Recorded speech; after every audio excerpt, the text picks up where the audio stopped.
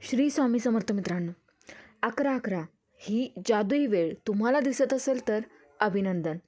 आता 100% तुमचे नशीब पालटणार आणि कितीही कठीण इच्छा असेल तरी ती पूर्ण होणार. मित्रांनो, युनिवर्सचा कॉल म्हणजे टाईमचा इशारा.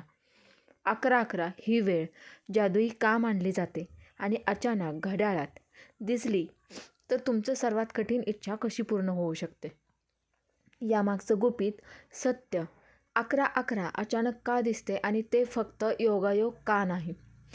आजचा व्हिडिओ शेवटपर्यंत बघा, कारण शेवटच्या काही मिनिटांमध्ये मी तुम्हाला अशी एक गोष्ट सांगणार आहे जी तुम्ही 11:11 पाहिल्यावर लगेच केली तर तुमची अडकलेली इच्छा वेगाने पूर्ण होऊ शकते.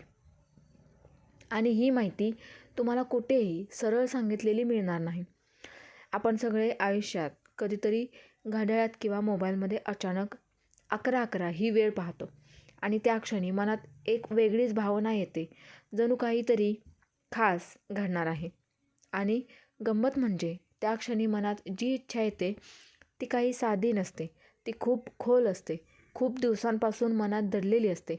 आता प्रश्न असा आहे की हे सगळं निव्वळ योगायोग आहे की यामागे काही ठरलेली शक्ती आहे?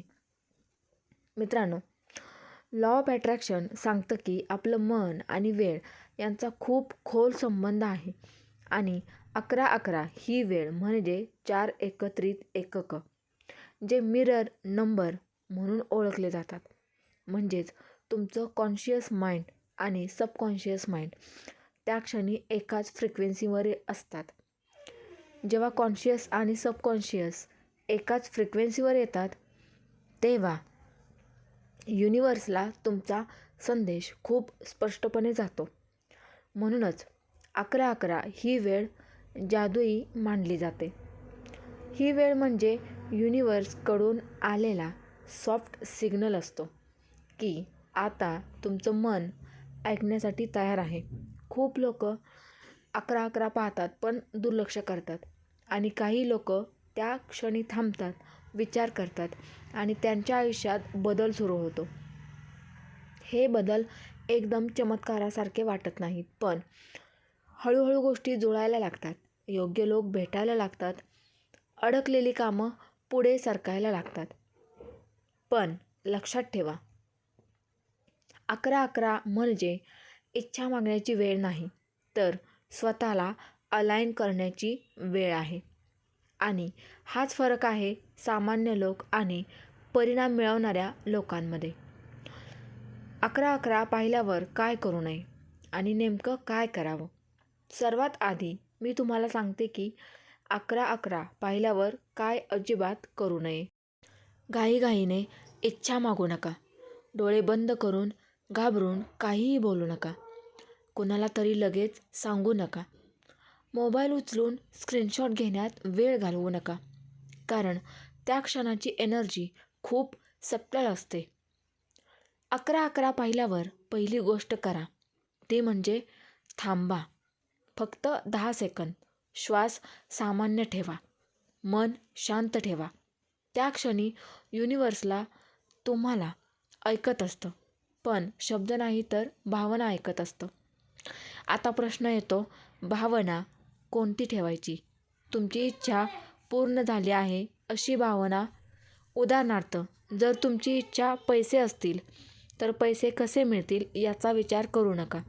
फक्त सुरक्षितता, शांतता आणि समाधानाची भावना आणा. जर तुमची इच्छा एखाद्या व्यक्तीशी रिलेटेड असेल तर त्या व्यक्तीने काय केलं पाहिजे याचा विचार करू नका. फक्त मनात हलकं वाटू द्या. हेच अट्रॅक्शनचं गुपित आहे.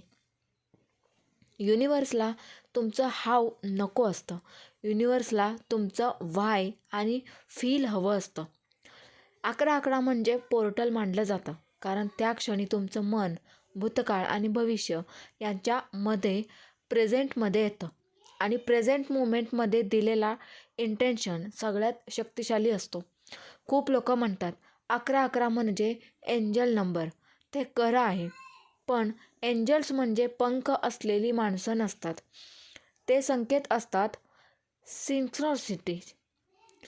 जसं की योग्य वेळी योग्य गोष्टी दिसणं. जर तुम्ही 11-11 वारंवार पाहत असाल तर याचा अर्थ एकच आहे की तुम्ही बदलाच्या उंबरठ्यावर आहात. पण बदल बाहेरून नाही, आतून सुरू होणार आहे. 11-11 आणि कठीण इच्छा पूर्ण होण्यामागचं अंतिम सत्य. आता सगळ्यात महत्त्वाचा भाग. खूप लोक म्हणतात मी 11-11 पाहिलं तरी काहीच झालं नाही. कारण इच्छा पूर्ण होण्यासाठी 3 गोष्टी लागतात: स्पष्टता, विश्वास आणि अटॅचमेंट नसणं. 11-11 ही वेळ तुम्हाला स्पष्टता देते, विश्वास तुम्हाला तयार करायचा असतो आणि अटॅचमेंट सोडावी लागते. जेव्हा तुम्ही खूप डेस्परेट असता तेव्हा एनर्जी तुटलेली असते. 11-11 हे तुम्हाला सांगतं की आता पकड सोडा. जेव्हा तुम्ही पकड सोडता तेव्हा गोष्टी वेगाने तुमच्याकडे येतात. काही लोक 11-11 पाहिल्यानंतर काही दिवसात जॉब मिळालं, काहींना अचानक योग्य माणूस भेटला, काहींची वर्षानुवर्ष अडकलेली गोष्ट सुटली. पण मित्रांनो, हे सगळं मॅजिक नाही, हे अलाइनमेंट आहे. आणि अलाइनमेंट म्हणजे तुमचं मन, तुमची भावना आणि तुमची वेळ एकाच दिशेने जाणं. हा व्हिडिओ इथेच संपत नाही, कारण पुढच्या व्हिडिओमध्ये मी तुम्हाला सांगेन 11-11 का काही लोकांना दिसतच नाही.